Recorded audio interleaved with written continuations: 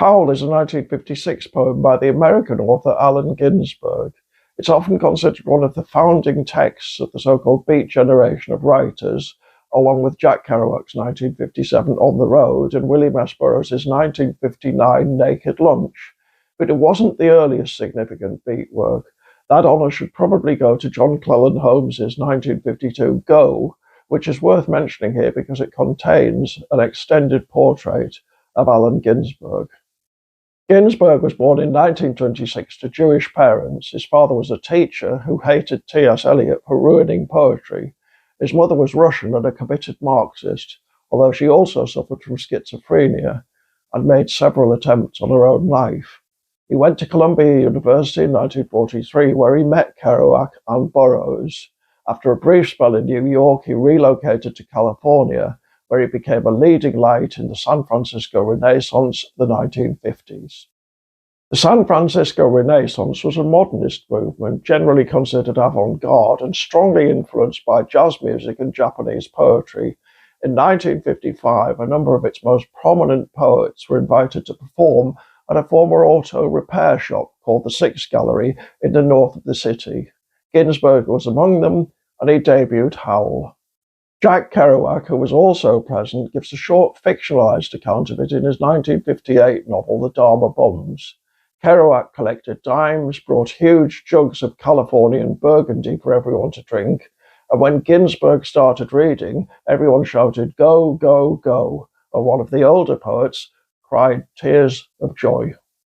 2 years later, in 1957, Howl was prosecuted for obscenity, which of course gave it a huge publicity boost and ultimately ensured Ginsberg's arrival as a literary celebrity. After 9 expert witnesses testified to its redeeming social importance, the prosecution collapsed. It's 112 lines long in 3 parts. Its opening lines are probably its most well-known and give a good idea of its subject matter and tone.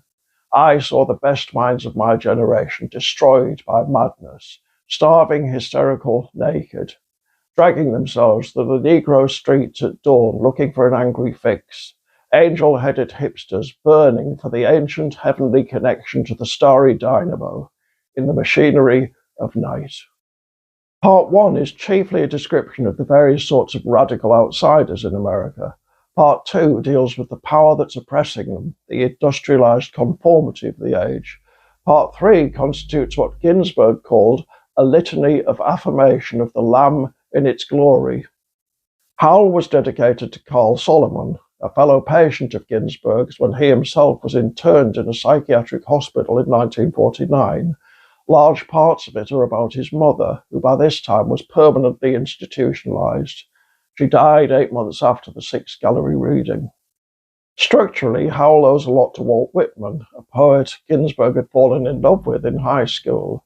Atmospherically, its biggest influence is probably William Blake. Ginsberg had experienced a mystical vision of Blake and God in 1948, and of course some parts were written under the influence of drugs. Different people have different views about what good poetry is, and Howl has never been to everyone's taste.